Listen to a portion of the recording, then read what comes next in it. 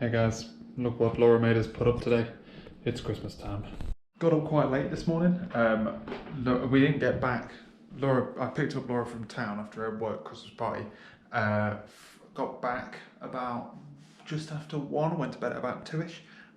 So got up relatively late, 8:30. We had a relatively slow morning because Laura was relatively slow, if you know what I mean. Had sandwiches, breakfast.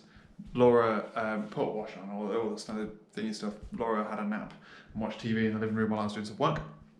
I haven't spent an awful amount of time on it, but I spent about an hour and a half writing a nice test framework for this mass transit stuff I was working on yesterday. I should have it sorted tomorrow. I'm pretty close. I'm just trying to figure out. I figured out how to kind of wait for messages to be consumed. I just need to figure out how to check whether or not new ones have been published. I'm contemplating using mocks to inject it, but I'm not sure if that's a bit too aggressive. I'm trying to figure out whether or not I should use an observer instead. Don't know. Otherwise, I've also been doing some emails and stuff, but that's by the by. And then just like a chilled out evening, we played some games, watched some TV, put the Christmas tree up, potted around. I think I'm going to put this chicken in the fridge overnight. Am I? Oh, it's very cold still. No, yeah, I'll put it in the fridge and then take it out of the fridge tomorrow to carry on defrosting. But yeah, man, that's been my day. Yeah. So how's your day been? I don't really have anything else to report. All right, boys. So I've got one of the tests, the simplest of tests working, where I send a message to the Saga, wait for something to happen, and then extract the data. Send a message to the Saga and extract the data. I haven't got it listening to events that are then raised after that fact. But yes, I just did a test where the old version took 8 seconds, and I can do it in 234 milliseconds. Bitch. And I'm only doing one test as well, so that's doing everything for that one test. A lot of the work is being done once and then reused by multiple tests. So I should get a significant time benefit from the second test, where it doesn't have to spin everything up. Everything's like up and running, and it just creates like another Saga basically in the database. So it's going good. All I need to do, there is a problem with the way that I'm tracking exceptions, so I'm going to fix that. Oh my god. But yeah, it's going well. Alright boys, we've had lunch, played Formula 1, finished my race, figured it out. Right, so if you remember earlier, I was saying that I got the 2 tests, 8 seconds and 14 seconds they took. Now, 228 milliseconds and 7 milliseconds. Oh, that's fast as fuck. God damn. The test is relatively simple as well. So the test basically is next to no different to how I'd normally do this. So what I'd normally do for a test like this, wait, hang on boy. So like code-wise, this is what I'd usually do. So create event, create the Saga itself, and then get a substitute context, which is just like setting up the mock basically for it to work. I would then wait for that to go through and then check the Saga state after it. Second test, create the event again, create the thing, set up the mock so that it's expecting a command to be sent, and then validate all of the values on it. And then we put the message on the bus and then make sure that we receive the message. What that turns into is create the event. This correlation ID is not even needed, to be honest with you. Don't even need that anymore. Oh no, create the event, put it on the event with this .publish event, which is on the base class. Get the Saga instance out, and then we validate all the values on the Saga. Second one, we put the event in, we publish it, we then get the sent message, and then go validate all the values on it. Oh, Gucci. One thing I haven't got yet is, so that's the 2 like most basic things, which is checking the validations, checking the state of the model, and seeing whether or not I can send messages. What I want to do now is see if I can manipulate the Saga state before publishing a message. I would prefer not to have to publish a message, publish all the messages to configure the mock. At the moment I'm going to have to do that, so that's my one step away, but god damn, that's fast as fuck. It's it's only a minuscule slower than my new version is only a tad slower than this. And that's 3 and 191 milliseconds. But mine is 273 milliseconds because the first one is doing all the initial, basically like test setup, and then fast from there on in. Whereas that's expensive because it's diving into mocks, which is why it's taking some more time. Whereas I just have some really quick dictionaries, basically. Oh my god, that's good. Oh boys, this is some good shit. This is some good shit. All I need to do now, I've got it working with some slightly more advanced situations. I need to roll through and just do the last couple of updates to the service itself.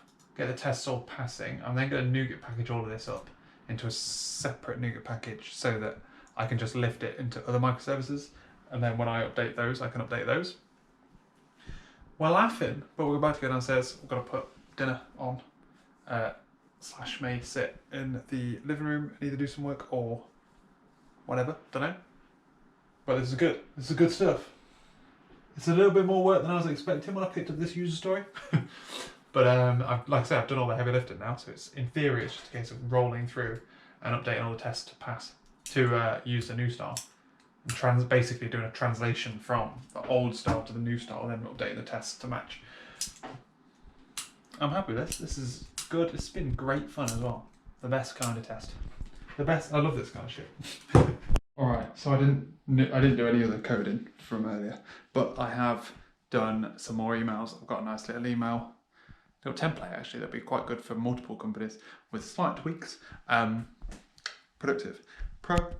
Also had a cracking roast where we had a roast chicken and roast potatoes. First roast potatoes of the year, surprisingly. Don't know how that's happened. Roast veggies. Oh, it was lovely, but I do feel a bit fat. We're heading to bed, but I'm going to read for a little bit. Kind of ran out of things to do. I'm a bit bored, you know. We have a start of the new sprint tomorrow, so we need to be able to hit it hard, you know. So it's going to be fun.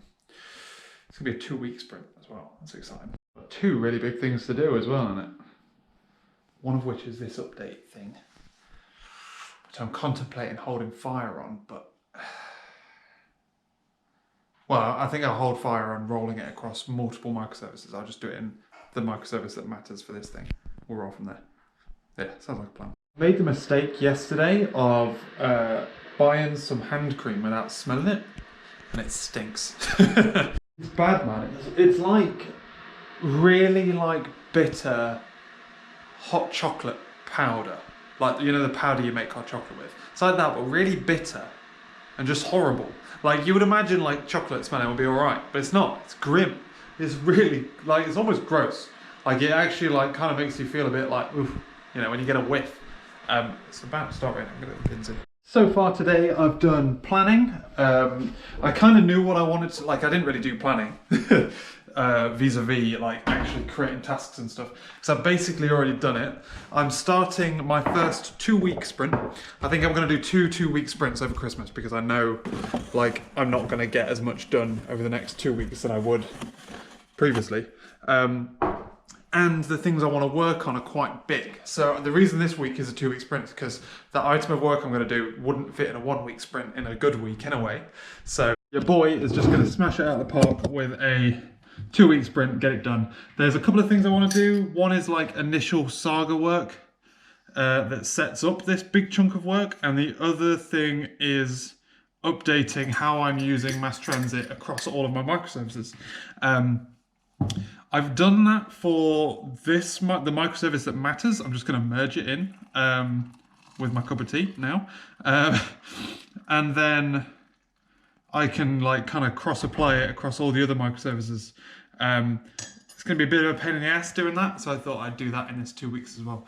It's going to be good fun. Otherwise, I've been doing emails. I don't like organising meetings via emails. I find it really awkward. But emailing a couple of people to arrange stuff over the next couple of weeks. It's going to be a busy 2 weeks, to be honest with you, up until effectively Christmas Eve. I'm going to be busy, so I mean, to be honest with you, I like being busy. So I've got lots of emails to do, Right and send. I've got lots of development to do. Got lots of stuff to get my teeth stuck into as well, which I'm really looking forward to. I've got some quite interesting challenges that are kind of challenges, but also things that I've done before, but not very well before. So it's like I've got a leaping off point to go from. So I'm looking forward to it. It's gonna be good fun. I'm looking forward to this week. We've got lots of good stuff to look forward to. We're going out on Wednesday. We've got some meetings to go to. We've got like a networking event to go to. Christmas lunch Thursday. Woo! Living the dream, boys. So the question now is, do I start work on tracking Saga state, or do I jump ahead? Oh no, I should, and do the NuGet package thing. Like, I've done all of the test helpers that are in the microservice that I'm updating first. So in theory I can leave them there, but I kind of want to pull them out into a new service so that I can rip them out in the next piece of work. That makes sense? Rather than doing a piece of work, like kind of doing pieces of work with one in there that's going to be taken out and just taking it out for no reason, effectively. You know what I'm saying? Yeah, let's do the new one. My mind's in that mindset, you know? Let's do that. Sorted it, ladies and gentlemen. I've got my NuGet package. It's ready to rock and roll. I've just got to release it. And then I'll start the next bit of work where I will rip it out and use the new one rather than the old one. It's good stuff, man. It's actually like one of my... So I rolled through it, got the NuGet package ready. I tidied it up and polished up the API a little bit and like tightened up, so I made a load of stuff internal and all that kind of shit. Made it all nice and Gucci, so it's like a good thing. It could be shared now with like effectively anyone, and it would make sense. So happy about that. Maybe I'll even release it. Who knows? What I was gonna say is it's one of my like big pet peeves with like third-party NuGet packages and stuff. Is in general people don't consider testing the way that they should, as a general rule of thumb. But then it's not helped by the fact that people release really good, like don't get me wrong, MassTransit, fucking brilliant. It's the best thing in the world. I'm really thankful for the people who made it. But when they made something, and then they made something that made the development API different, better, cleaner, in their opinion. I actually think that could be negotiated, that could be like contested. But they, like the modern version of it, they tidied up the APIs and all this kind of stuff at the expense of testability. But it's difficult to argue, and I would never argue, that you should compromise your development code, your like production code, in favor of your tests. You should never compromise your real production application just to write better tests. But the thing is, when people go, oh, I could write it like this and this looks better than this thing here, people will go, oh, but testing's really complicated, it's not worth doing. But it is. It is worth doing. You should do it, you know? I think testing is one of those things where people find it really easy to find an excuse not to do it. And when frameworks kind of make it difficult, almost deliberately make it difficult to do it in the first place, either deliberately by the way that they implement their code or the patterns that they use, or like just in general not considering testing as a first-class citizen, it makes it really easy for other people to come along and be like, oh, testing's really difficult here, it's not really worth the time to do it like this, so we do it like this, and then that, or we don't do it at all. And it's just one of my pet peeves, you know? Microsoft do it, MassTransit. And Microsoft, the amount of times, they don't do it as much these days, but the amount of times you find something that's older and it's like all internal sealed classes, and you're like, fuck's sake. No interfaces or anything. Just to, it's almost deliberately to spite tests. MassTransit, big example of it as well. There's someone else that makes it unnecessarily difficult. It's not Automapper. Something else I use, but I can't think what it is now. I might have been thinking of Fluent Validator. Maybe Fluent Validator? I can't think. But there are ones. Service Bus. Service Bus. There you go. maybe it's just Service Bus protocols. Anyway, then I've got to release this NuGet package and update my other service, and then it's probably time for a walk. Top quality banter here, boys. When I pressed run, when I test whether or not it worked, it found the tests but didn't run them. So obviously none of them failed. So I was like, wait, it works, merge it. Then I pressed run again, and they all failed. So I need to figure out why that is. Happy days. Yeah, it's just a case of... Fuck. God damn it. I don't even know why. There's nothing obvious why it's not working this time when it's like compared to previously. So I'm gonna have to add a weird test harness into the nougat package, which I was kind of wanted to avoid. I was kind of hoping it would just work, to be honest. But yeah, I'll add a little test harness into the test package. just pain in the arse for the sake of it, isn't it, really? But it's walk time, which is good because I can't be arsed right now. I'm done, man. Pissed me off. It's so annoying, man. I hate it when that happens. Every now and again that it does that, because it's like when you click run all, you're technically saying run all selected, and it's changed the name of one of them. So like it's not selected anymore. It's shit like that. And every now and again it catches me out and it really fucks me off. Fuck's sake. Well, let's go for a nice old walk. Is it cold out, Google? Not crazy cold. But yeah, otherwise, Christmas present shopping for Dad is now finished. We're going all in on, you know how I watch Formula 1 through Now TV? I've got a three-way split. We're going to split it 3 ways between me, my dad, and Laura's dad, because you can boost it to 3 users for an extra £3 a month. Or £1 a month. Divide the whole thing by 3. Woo! Living the dream, boys. Because I can't justify the price I paid for it last year without a salary. But I could probably justify paying it this year, you know? So yeah, and those two watch like more than just Formula 1, so they watch like football and shit, all that garbage. Fixed it. Not really sure what the problem was, to be honest, but it's fixed. It might have been, I think it was to do with deserialization of the messages. So when I was basically saying, hey, did you consume a message that looked a bit like this? I'm basically saying like, hey, service bus, hey, publish this message. And then I go, have you successfully consumed a message of the type that I just gave you, is what I then do. Previously, I had that working fine when everything was local. My guess is that when I moved it into an external nougat package, it then wasn't in the same assembly as the messages, so the deserialization was different. Maybe the method I was using wasn't real deserialization. It was like a weird assembly thing. I don't know, I haven't looked into how it worked. I just used it. So when I tried to use it in an external thing, it didn't work at all.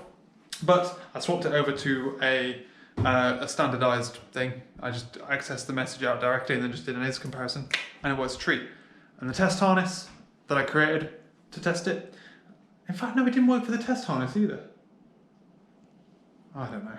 I haven't got an explanation for why it doesn't work, but it works now. That's all I care about. So, happy days. It took me a day. It probably shouldn't have done, but woof. Oh, boys, I'm like legitimately gutted about something. I applied to like a pre-accelerator accelerator. It's like a business support day thing that I applied to ages ago. Middle of September I applied to it, and then like yesterday I got an email from them saying like it was unfortunate I wasn't able to attend, blah blah blah. And I'm like, eh? Like I was invited. So I emailed back and was like, I've got no idea, this is the first email I've ever gotten about this. I never got any kind of insight. I log into my portal or anything, there's no difference.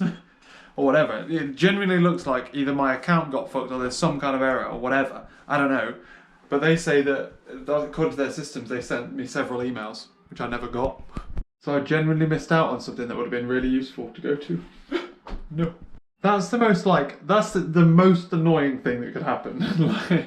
like, you got it, but you couldn't go because of some unknown issue. Oh, man. Otherwise, today I finished off another user story. This was the small user story. So I've got 3 user stories. One which is an update user story, which rolls around all the microservices. I've kind of had to half do a bit of an update, but I want to migrate to state machines for Sagas. That's the game plan I want to play down at the moment. So I've got one user story to do that. And another user story is massive, which I haven't started yet, but I now can start. And the other one was like a tiny little one, adding a state machine to a bike service that already has them to track snapshots. That's all sorted, finished. I actually quite like it. Now I've got a way of testing. I kind of always liked these state machines, but now I've got a way of actually testing them in a reasonable fashion. It's much better. Now I get to jump feet first into a nice, fun, huge user story, which is basically the same. It's got the same name as the feature, same name as the user story, and within that there's a task. And that task is the same name as the user story in the feature. It's going to be fun as fuck. But right now it's lunchtime, so I'm going to have myself some lunch. I'm going to watch an episode of Suits while I'm eating lunch, and then I'm also going to like grammar check, proofread through my blog post, which could even make it up for Thursday. That would be insane. But I need to do a pass. I wrote it in Markdown in VS Code. So I need to put it through a Grammarly check to make sure firstly it all reads okay, and that there is no grammatical errors or spelling mistakes, which is probably going to be hundreds. And then I need to convert the Markdown into HTML that will be suitable for the site. It's fun times, man. I'm living the dream. But yeah, we'll do that before I start doing this next bit of work. Oh my god damn it. This is one of those blog posts where when you take out all the code, which I'd already written before I started the blog post, it makes you wonder how it took so long to write. There's next to no writing in it. It's basically 90% code, and I'd written all the code before I even started the blog post. So why did it take so long? But it's because writing like things like that to like kind of teach, writing technical blogs is really hard. Like it's so complicated, narrowing down, like trying to explain complicated things when there is no feedback back, you know. I'm trying to make it so you could read it and understand what's happening and how to do it yourself without any other context. And it's so complicated and it's so hard. And this is security as well, which is a little bit more complicated than the previous one. Oh, but I think it's a good blog post, man. I made myself a hot water bowl because it's goddamn freezing. You know what, gang? Election day. We can release this blog post. It's ready. I just need to convert it now into HTML and then just double check, go over the code to make sure the code part's okay. But yeah, we'll definitely get it uploaded on Thursday. On Thursday? Yeah, Thursday. I've got shit going on over the next 2 days, you know, Wednesday and Thursday. So I was like, am I actually going to be available? Am I going to be around to upload it? Technically, I could upload it now if I had the HTML and I could just schedule it. But it's by the by. I'll wait for Laura to come back so we can have some dinner. I've kind of finished. I'm like taking a bit of a break. So I'm just bumming around the place, bumming around the house, trying to figure out what to do with myself while I wait. Alright then boys, I'm calling it for a day. I could tack on another day, but I feel like tomorrow might be a long day. Might be more than 10 minutes. Otherwise I'd go for it. We have 2 cool fun days coming up as well, so it makes sense to stick them together. Yeah, thanks for watching this video, ladies and gentlemen. Come back tomorrow, find out what the frickety frack is going on over the next couple of days. Otherwise, yeah, I've been prepping for that a little bit, which is a little bit fun, a little bit more interesting than normal. And doing some programming as well. I've had 2 days of like 8.5 hour timed, logged time. I doubt I'll hit that tomorrow, just because of what I'm doing. But I'll probably hit it Thursday. So it's going to be fun. It's going to be fun, ladies and gentlemen. We're going out and about. It's going to be a hoot. I'm going to bed. I'm going to read my book for a little bit. And I'm going to run out of business books. I'm going to have to buy another business book to read. So fun. Oh, I'm so interested. There's so many sides to this coin. I'll catch you later.